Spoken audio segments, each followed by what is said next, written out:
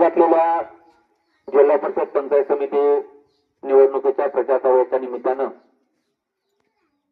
आज आपल्या देवळे गावामध्ये सन्माननीय जुन्नर तालुक्याचे माजी आमदार आमचे मार्गदर्शक अशोकदादा बेंटे साहेबांनी इथून मागेही देवळे गावावर आणि माझ्यावर तसेच लाडू कुटुंबियांवर असेल जे प्रेम दाखवलेलं आहे आणि प्रेम तसंच तुमचं आबादी ठेवलेलं आहे त्याबद्दल आम्ही तुमचा ऋणी आहोत साहेब.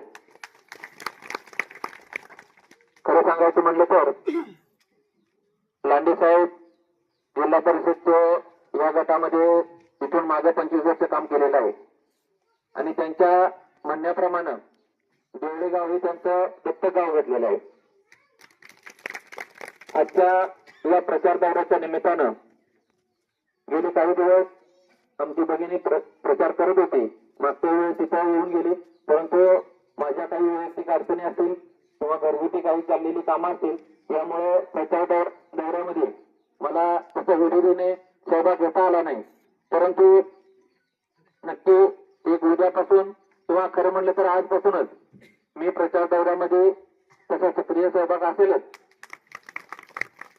आणि सांगायचं झालं तर लांडे साहेबांच्या माध्यमातून आमदार साहेब गेली अशी बरीच कामं झालेली आहेत.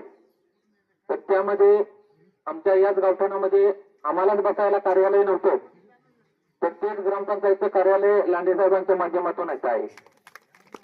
त्याचप्रमाणे सिमेंट कॉन्क्रिटीकरण रोड असेल, त्याचबरोबर ज्या 25-25 लाखाच्या 2 शिवकालीन टाक्या आहेत ते साहेबांच्या माध्यमातून इथं आहे. आज इथं आपल्या शेजारी जे सभामंडप आहे ते देखील लांडे साहेबांच्याच माध्यमातून इथं आहे. त्याचप्रमाणे लांडे साहेबांच्याच माध्यमातून म्हणण्यापेक्षा लांडे साहेबांवर तुमचं देखील प्रेम होतं ते तुमचं देखील साहेब आहे. आज जेवढे लांडे साहेबांनी कामं केलेली आहेत ते तुमच्या माध्यमातूनच केलेले आहेत. त्यामुळे बेंटे कुटुंबीय तसेच लांडे कुटुंबीय यांचं तसं देवळे गावावर भरपूर असं प्रेम झालेलं आहे.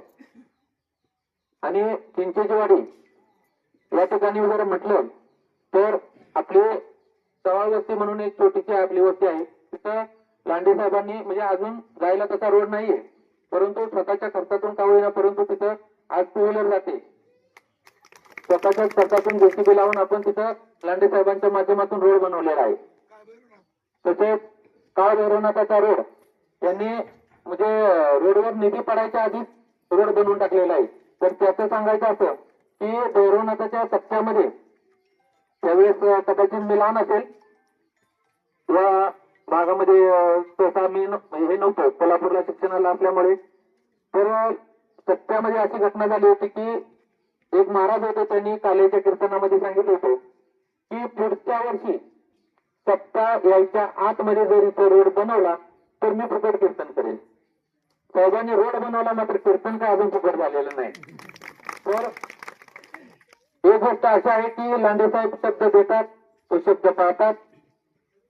बरेच काही लोक असतील की प्रत्येकाला शब्दामध्ये करण्याचा प्रयत्न करतात, परंतु माणूस आहे कुठेतरी मागे पुढे गोष्टी होत राहतात. त्या गोष्टी आपणही देखील तेवढ्याच मोठ्या मनाने सांभाळून घेतल्या पाहिजेत. आणि खरं पाहिलं तर लांडे साहेब तुम्ही ज्या पद्धतीनं आदिवासी समाजामध्ये म्हणा किंवा इतर समाजामध्ये म्हणा जो होणारा अन्याय आहे अत्याचार आहे त्याच्या विरोधात तुम्ही जो ठाम भूमिका घेता खरंच लोकांना म्हणजे त्या आधाराची गरज आहे. आज तर पाहिलं तर इथं सर्व वयस्कर लोक बसलेले आहेत आणि कुठेतरी आपला जो आदिवासी लाजरा बुजरा समाज आहे तर त्याच्या मागे खंबीरपणे एखादं नेतृत्व असावं. आमदार साहेबांचं आहे, परंतु इथे स्थानिक पातळीवर लांडे साहेब आहेत आणि याच नेतृत्वाखाली आम्ही गेले बरेच वर्ष काम करत आहोत. लांडे साहेबांनी तसं बरंच काही केलेलं आहे. वैयक्तिक दृष्ट्या सांगायचं म्हणलं तर एक अशीच आमच्या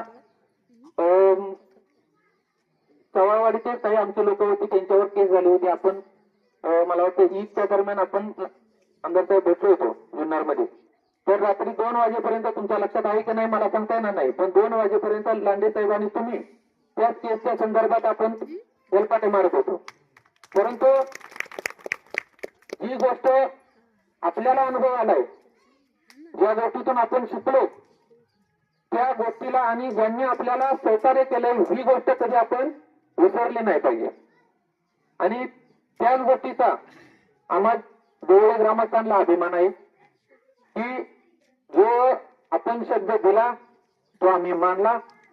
आणि खरं पाहिलं तर माझं शिक्षण सर्व कोल्हापूरमध्ये झालेलं आहे आणि कोल्हापूरमध्ये शरद पवार साहेबांना मानणारा बराच वर्ग आहे.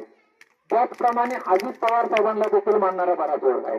आणि त्याच वर्गामध्ये त्याच लोकांमध्ये मी लहानाचा मोठा झालो. त्यामुळे पवार साहेबांचं तसं त्या घराण्याचं माझ्यावर तसं बरंच प्रभुत्व आहे. आणि मला त्यांचं म्हणजे ते आवडतं देखील की बाबा पवार घराण्यावर म्हणजे राजकारण त्यांच्याकडून शिकावं, आपल्यासारख्या गरिबाचं काम नाही. त्यामुळे या अशा बऱ्याच काही गोष्टी आहेत की बऱ्याच काही तुमच्याकडून शिकण्यासारख्या, तुमच्याकडून बरंच काही शिकलोय देखील मी. आणि अजून तुम्ही मला काही गोष्टी जर काय म्हणतो त्याला वस्तादी एक डाव राखून ठेवतो काय, तर राहिलेला डाव तेवढा मला शिकवा. नक्कीच विजयाच्या दिशेने आपण वाटचाल करत आहोत आणि विजय हा नक्की आपलाच आहे.